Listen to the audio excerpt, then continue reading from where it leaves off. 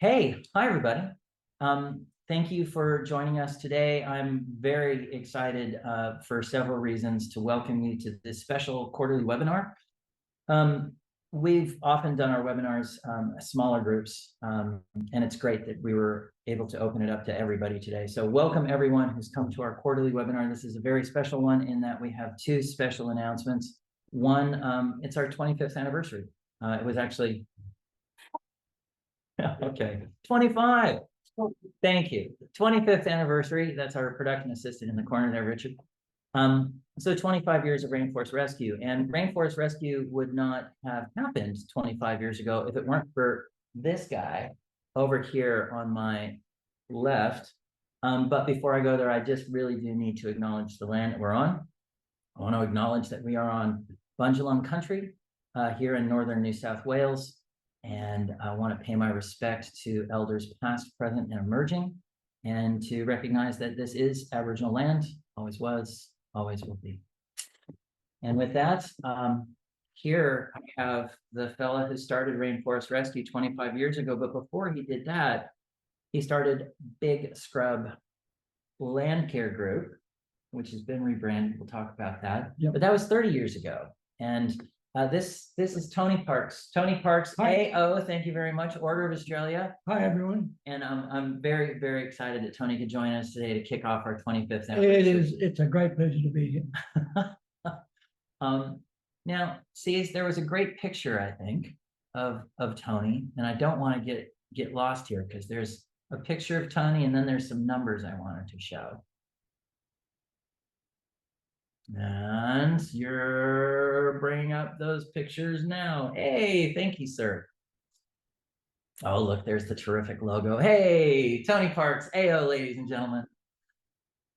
And I then would love it if you would go to the next one for me, which basically says what we've achieved in the last 25 years, which is amazing. And I did this because I wanted to give Tony something to hang on to, or at least to pivot from, because the numbers are pretty good. Sees, can you get the next slide, please?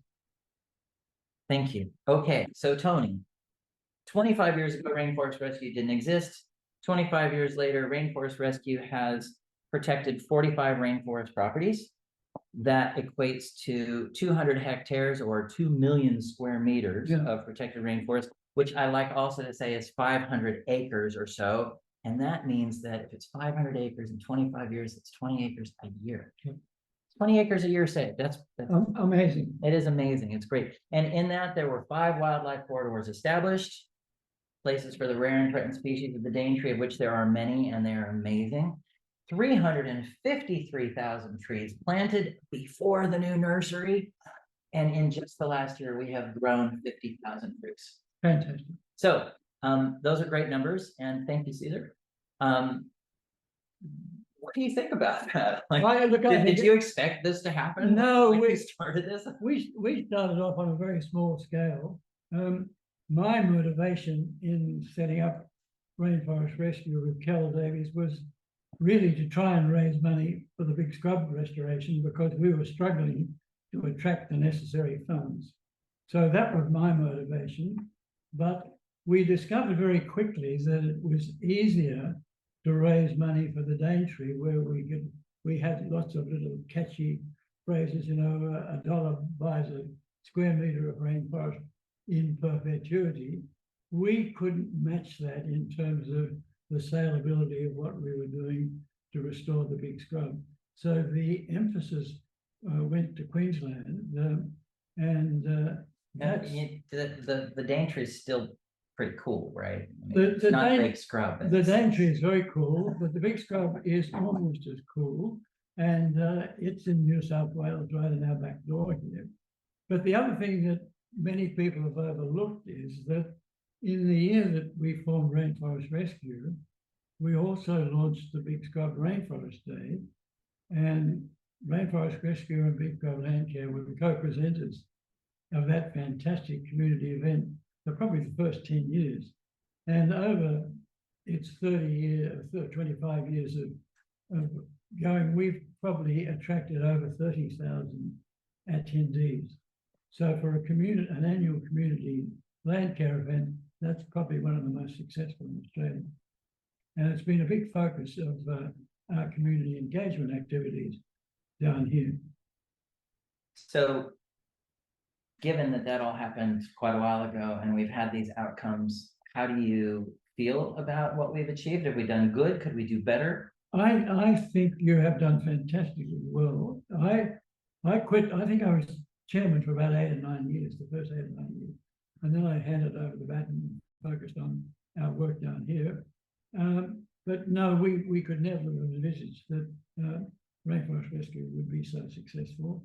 And it's a great tribute to you and your predecessors in getting it to where it's got to now. And so I salute you and your colleagues. I think you've done a wonderful job, and it's great to be associated with you. But I would like to persuade you to just devote a little bit of your time and energy to restoring the big scrub, and particularly on our world-leading genome project, which I'd like to talk about later. Okay, we will talk about that because that is amazing stuff. That's world-leading stuff. And I'm glad that you brought up restoration, because in the last several years, Rainforest Rescue has pivoted a bit strategically. Like we were founded on the premise of protecting rare and threatened habitat with connectivity to protected areas like the World Heritage listed National Park in Daintree. And yet, you know, it's getting hot out there. People would say the planet is burning. How do you stop that? Lots of money is going into technology, and yet trees are a terrific way to solve the climate crisis. And habitat is a great way to address the biodiversity crisis or crises. So a few years ago, Rainforest Rescue decided to continue with our habitat protection and to really double down, quadruple down, go hard on restoration.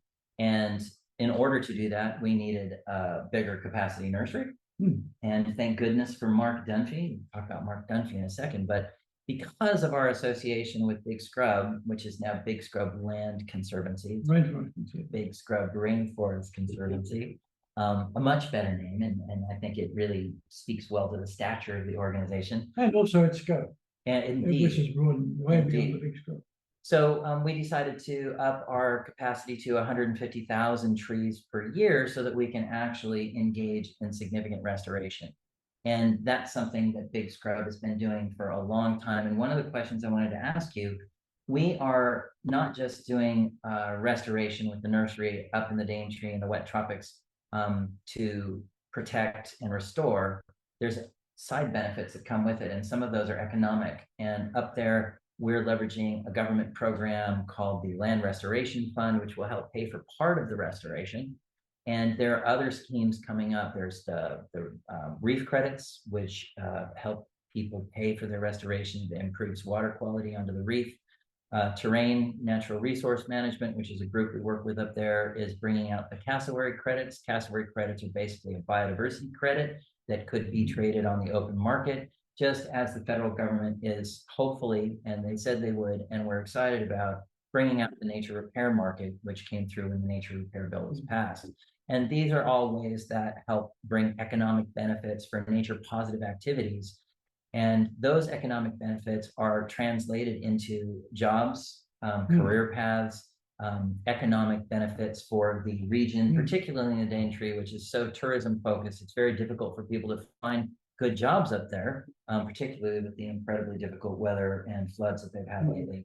So being able to also provide meaningful, good, skilled work in the region is very exciting.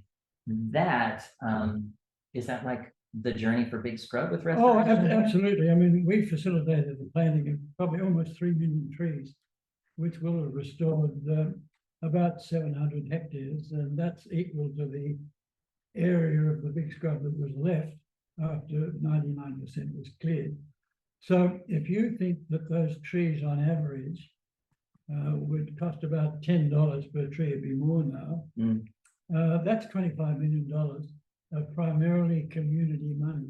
We have had very little government funding input into the restoration work we've done via planting. So that's been driven by the community, and I think it's an extraordinary achievement for a relatively small area like the big scrub, which is basically Byron Bay hinterland, and it covers part of 3 local government areas, Branden, Lismore and Byron. But compared to the Daintree, it's a small area, and to think that we've been able to get the community motivated and to actually employ bush regenerators to do most of that planning. And bush regeneration is actually big business down here now, isn't it? It's big business now, and to give you an idea of the social impact that it's had, when we started our remnant care program in '97, rainforest regenerators, bush regenerators, were paid about $14 an hour.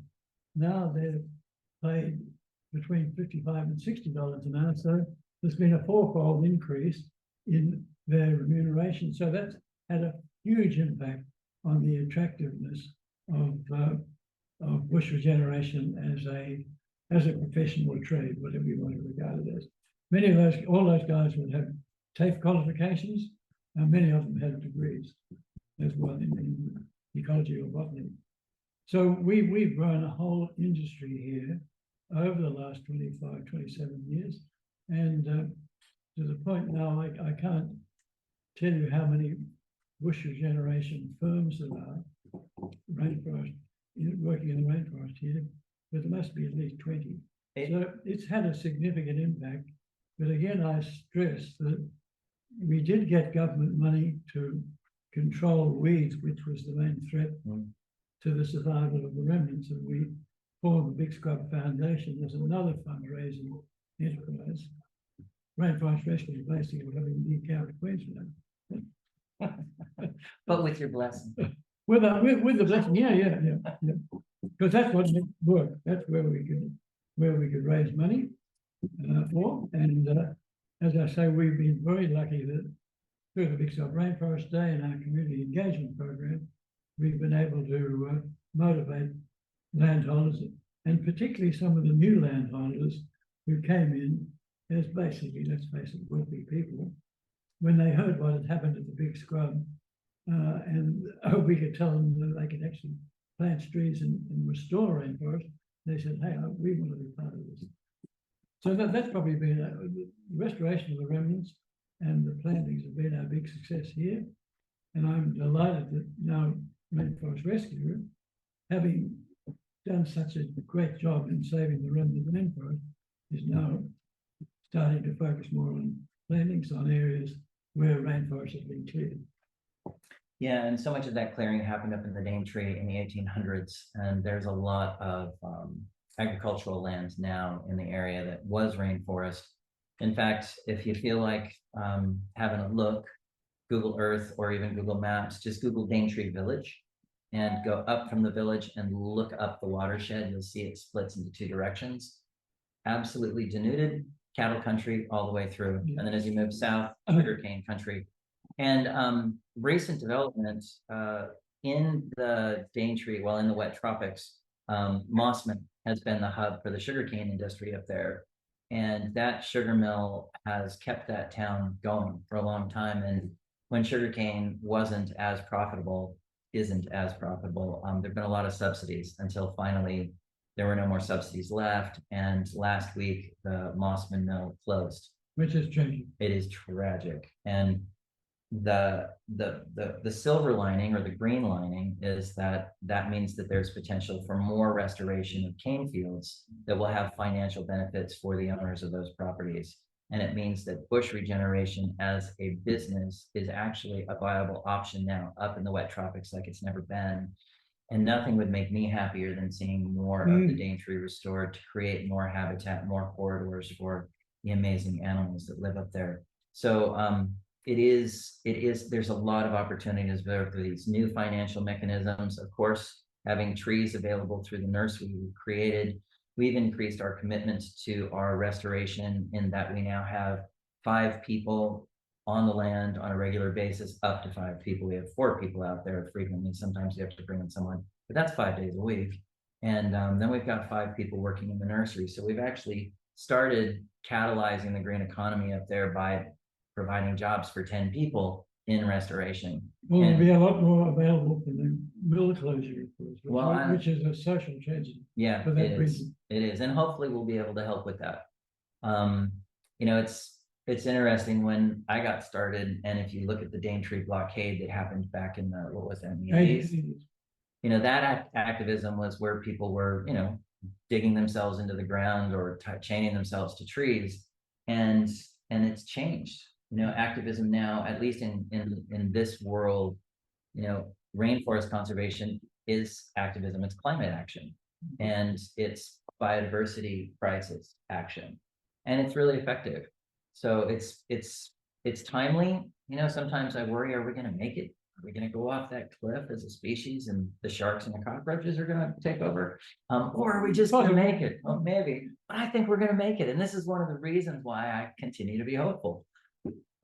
So some of the other things that I was interested in talking to you about and curious is, how do you think the context that enables restoration and conservation has changed over the years? Like, is it better now than it was then? Oh, absolutely. When we started Big Sky Land Care back in '93, we did so because governments were doing nothing to look after the remnant rainforest here, which is of international importance. It's got water descendant, it's got rich biodiversity.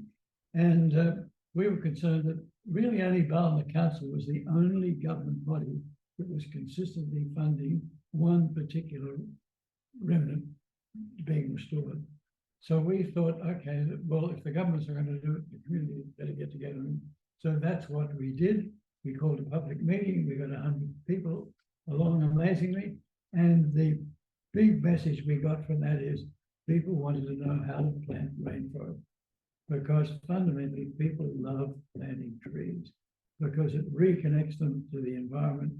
And if you plant 1,000 trees, or as we have out the back there, 40,000 trees, that means you get 40,000 times the benefit.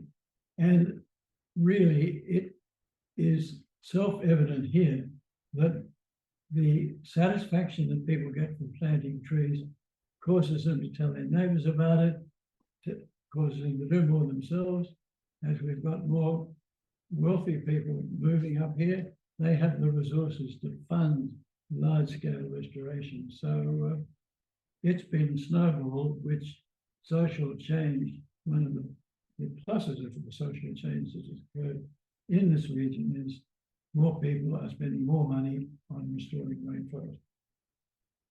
We have very poor support from the Commonwealth government in this area. The peak was when Kevin Rudd came along in 2007. We had Caring for Country, so we could look after 100 remnants between Grafton and the Queensland border. That collapsed, of course, in subsequent changes in government. We're very hopeful that the current move towards funding biodiversity conservation won't, as usual, be taken over by politics. Because in the past, biodiversity conservation gave way to politically attractive issues like the koala, which tragically suffered in the bushfire restoration themselves. So the easy political sells attracted the money, and we are hopeful that this time, the first time since Kevin Rudd was in power, that the federal government will actually get behind and seriously fund biodiversity. And we are saving here a critically endangered ecological community. That's our lowland subtropical rainforest. It has 30 threatened plant species, which again we are saving, and we'll talk about that in a minute.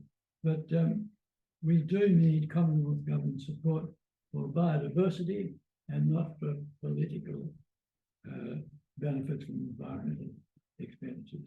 So probably very hopeful that the UN's declared year of restoration, and with the climate targets that Australia has agreed to, it's time to plant more trees, seeing government schemes to support the planting of trees, more businesses that have come on board for the carbon dollars.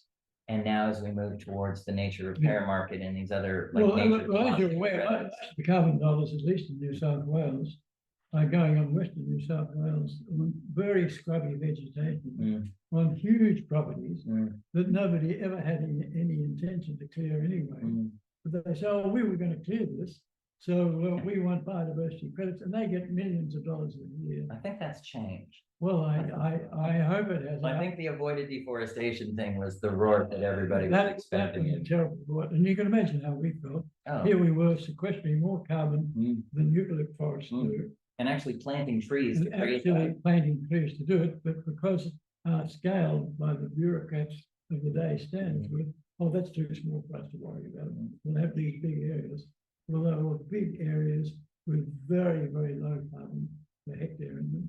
We were generating record levels of carbon per hectare and couldn't raise any money for that to assist with that program. And do you think that that's changed? I will believe it when I see it. All right. Well, I believe it's changed. I'm very excited about it. Queensland's different. True.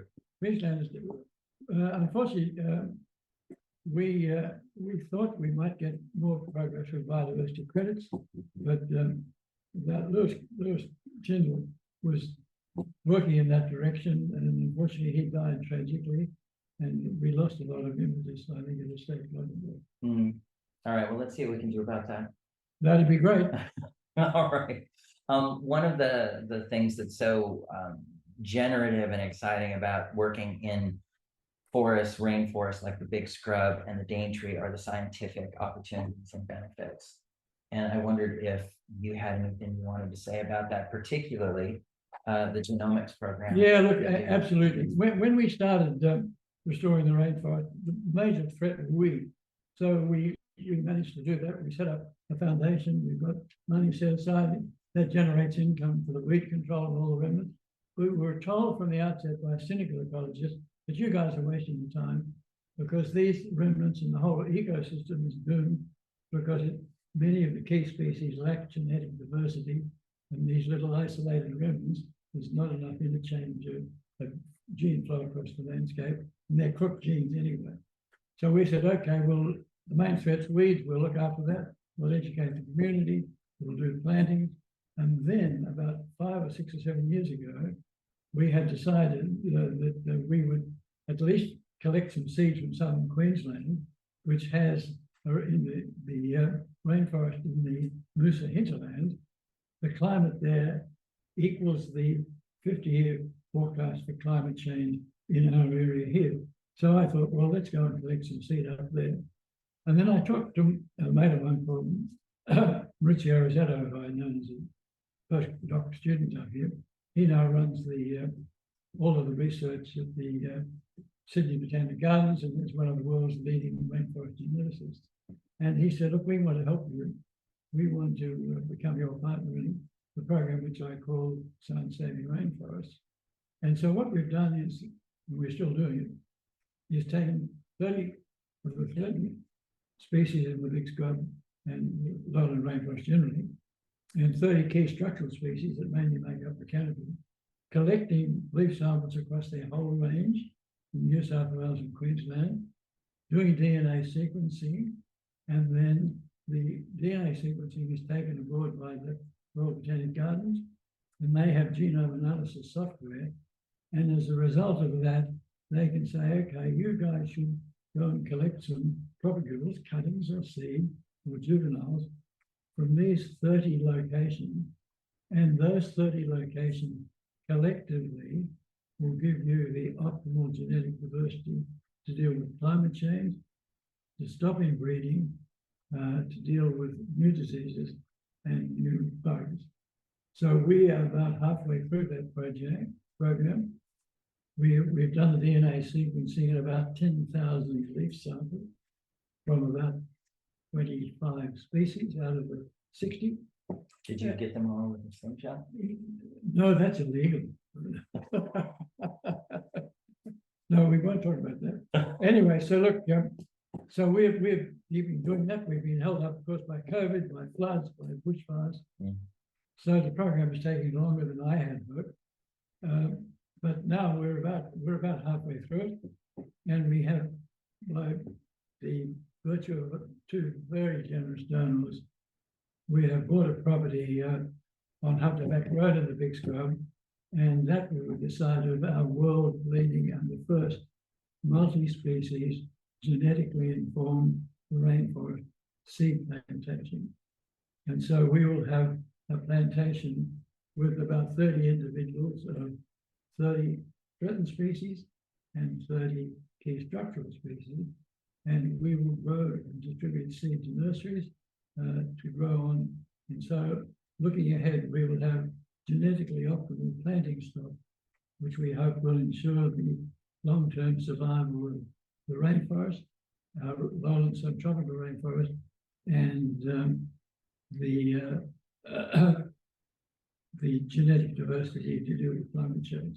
So we're very hopeful that Rainforest Rescue will come to the rescue of this project and help us get it off the ground, because we have a fair amount of money to expend on developing our plantation property. It's a beautiful property. As soon as we settle the foot, I'll take you up there. You will be enchanted.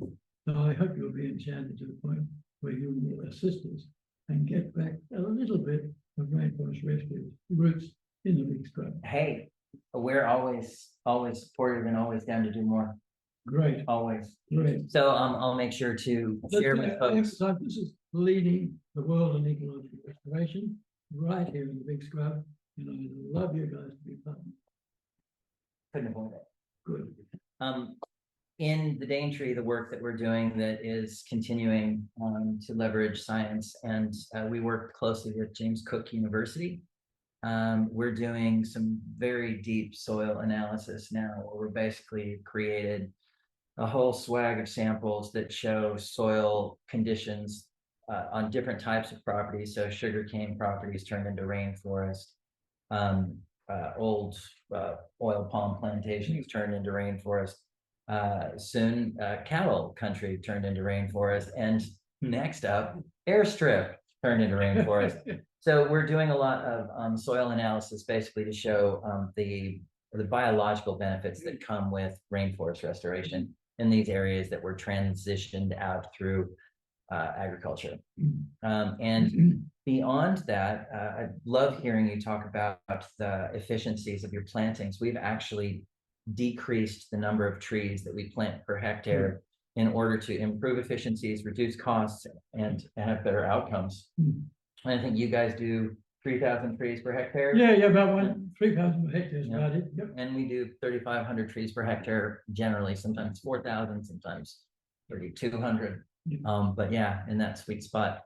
So okay, I think we're doing okay. We're getting towards the end of our time here, but I wanted to ask you what you think the future looks like for rainforest conservation in Australia. I think it's fantastic, and particularly if the government, the federal government, lives up to its claims and does put emphasis on biodiversity and does put emphasis on saving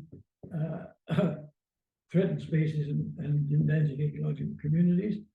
Because if we don't, the extinction crisis is going to go ahead.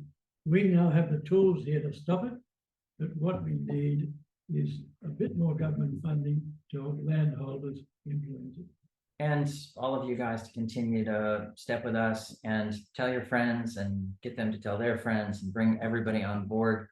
It goes back to the never doubt what a small group of committed people can do. Well, we are living evidence of that. We are, and I think the evidence shows that we're actually making great progress, and that our it's just increasing the potential. Well, if you look at Rainforest Rescue and the Big Scrub Rainforest Conservancy, as we now call ourselves, our joint achievements are just stunning. And as I say, 25 or 30 years ago, in the case of Big Scrub, we had no idea that we would make as much progress as we have.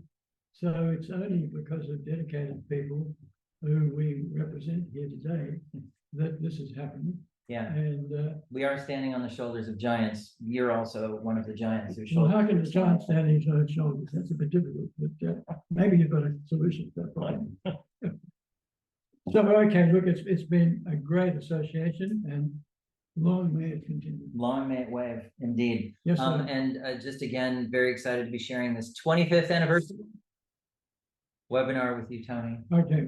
Um, And if you're interested in our work, go to bigscrubrainforest.org and have a look at our world leading project. Yep, and C's has got a slide, I think, that's got that web address on it for you. Yeah. Everybody, you all know you can always reach out to me or to anyone at Rainforest Rescue with questions about any of this. And if you'd like to know more about what Big Scrub is doing, bigscrubrainforest.org, not .org.au, but then we'll have a bit more about that. C's, I think there might be some questions. How are we doing on questions out there? I don't want to run out of time, and I know we've been talking for about half an hour now. Wow. Yes. We're half an hour.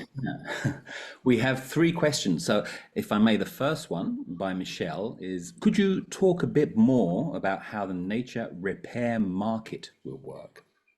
Yeah. So the nature repair market was part of a federal bill that was passed, I believe, I want to say 3 years ago, it might be 2.5 years ago. It's going slower than everybody had hoped, but basically, if you think of carbon markets and the ability to trade carbon credits in a national or international context, the nature repair market is meant to be Australia's biodiversity credit market. And I won't belabor it. If you want to talk to me about it, give me a call or shoot me an email, and I will also send you to some good resources that'll do a better job of explaining it to you than I would. How'd I do it? Good. Okay. Good. Next question. We've got a couple of positive responses from Marion and Julia, both saying great information being shared. Gives me hope, says Marion, that we can make a difference. And Julia says, thank you guys for the positive information. And we have one more question from Crystal. Was the mill closure known about long before it occurred? Has there been a chance to reach out to cane field owners with a review to restoration? Great question, Crystal. Crystal clear thinking. The mill closure has been on the cards off and on for decades. You know, it's been a heavily subsidized industry, and yet it's such an important industry in that region. It's like too big to fail, right? And it's been coming, and with this, then government rescue came in, and that's happened many times. I think it just is a political climate right now where that rescue didn't eventuate. There was money that was put forward. I can't remember how much. I think it was $12 million or $10 million that was either meant to be the catalyst to help rescue the mill as it stands, or to help with transition. And I think they chose to help with transition at this stage. I've been involved in conversations with people over the years where they're talking about turning the mill into a graphene plant, where it's all about creating graphene for the high-tech industry. And they've tried many different ways to reconfigure, retool, reorient, pivot, and it didn't work. So now with the cane growers, we haven't had a direct communication conversation with them, but we are seeking ways to have that conversation. There's been a recent change in government in the local shire. So there've been elections, new councillors, new mayor. I'm going to be up there in a couple of weeks talking to them, and we want to help. And we have part of the solution to what they're looking for. So in that, I'm hopeful that we'll see more people out there transitioning agricultural land that's not being used into habitat again, rich, robust rainforest habitat. Yeah. And if you want to know more about that, again, you can call me, and I'm always happy to talk. Anything else there, Cece? That's it for now, sir. All right, great. All right. I think there are a couple more slides that would be fun to see, as they will help remind me what it is I'm supposed to talk about next. Oh, thanks. Hey, the emerging restoration economy. This is actually going back to what we were talking about. This is why we're hopeful about the financial.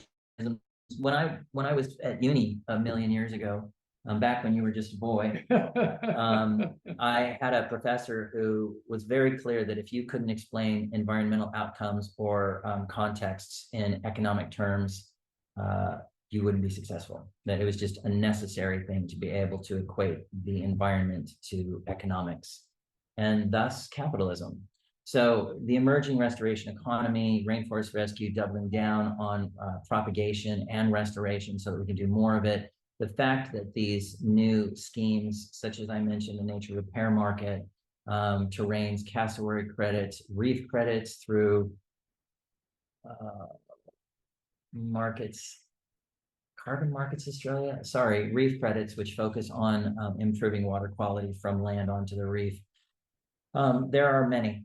So going beyond carbon, and the emerging restoration economy is focused on, yes, it's the UN's decade of restoration. There's 50,000 hectares identified as potential for restoration in the wet tropics, which is very exciting. Think of all of the carbon sequestered and all of the habitat created, not to mention oxygen and all the other good co-benefits that come with. Rainforest Rescue now, because of the nursery, because we have a seed bank in the 45 properties that we have, and an ethical seed collection policy and MO, are really, really well positioned in that we go from seeds to propagation and nursery out onto the land. So fully integrated business. And the goal is to make the nursery ultimately profitable in that money will flow back into program. And we've already, as I mentioned, helped provide jobs for 10 people in the region around restoration. And we actually have a couple other folks who work for us who are up there as well. So now with our own brick and mortar headquarters at the new nursery in Cow Bay, we're really well positioned to support the emergent restoration economy, particularly in light of the opportunities that this speaks to, and also, of course, the fact that there may be more cane land that we can help transition into habitat. Yeah. You got anything to say about that, Tanya? No, look, our experience is similar. We obviously, as I mentioned, when landholders have contributed probably $30 million to planting trees, and also we've spent probably $3 million on, at least, on looking after the remnants. So I mean, they have decent influence into this community, and that's only going to grow. Huzzah. Next slide. Oh, wait. See, as I saw that there was another slide for questions. Do we have any more questions that popped up since we answered, addressed, and thanked folks for their really kind words about what we had to say? No more questions, sir. All right, cool. Could you hit me with that next slide, please? Seamless. Oh, wow. What a good idea. Annual community tree planting coming up in the Daintree. Yes, we do this every year. And this year, of course, our 25th anniversary, pulling out most of the stops to make it a really special day. It's going to be on May 18th. Those of you who've been know it's a really great experience, and it's always fun going back the next time and the next time to see how the trees you planted are indeed growing and creating that new habitat. So you are all welcome, encouraged, invited to come out Saturday, the 18th of May. Very simple. Get to Cairns the day before, have a place to stay. I recommend Mossman, Port Douglas, or if you want to go jump into the Daintree proper, do that. And come out and spend the day with us. It's going to be not just planting. There's going to be music and food and stalls, art, excellent, good things. So I really hope you'll join us. If you have any questions about it, hit us up. You can always send an email to info@rainforestrescue.org.au, or give us a call, or call me. Also on our homepage, there are two main buttons on the top screen, and one of them is about the tree planting. So all the information is there for you. And I really hope you'll come out. Last year we had, I think we had 135, 140 people come, and we planted, good Lord, we did 3,500 trees, 3,200 trees. Anyway, we're always doing more. It's getting bigger. It's getting better. It will be at Night Wings, and you will get to see the progress of your efforts, your labor, your love over time. Note the 25th anniversary journey. We are, we're creating some really interesting content for it. So if you're not following us now on social media, it's always inspiring. Rainforest Rescue AU on Instagram, Rainforest Rescue AU on Facebook, or go to our website, sign up for our e-news. And one of my favorite organizations, of course, is Big Scrub Rainforest. And the URL for Big Scrub Rainforest.org. right there on the screen. So hold that for a second and just wait everybody to get a pen. Big Scrub Rainforest.org. Excellent. Thank you. Caesar, if you'd be so kind, sir, the next slide.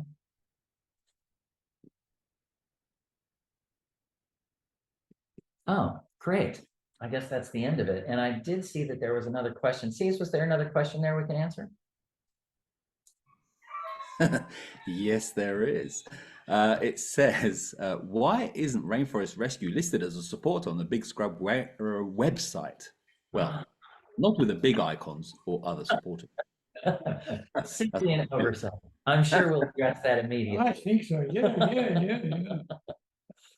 Cool. Well, look, if there are no more questions, I want to just thank everybody for coming out today to share this time with us, to meet Tony Parks, to hear what he had to share from his amazing perspective. It's always good to be with you. I get to spend more time here today, which is really nice. I'm sorry you can't be with me, but it's always a pleasure to be with Tony.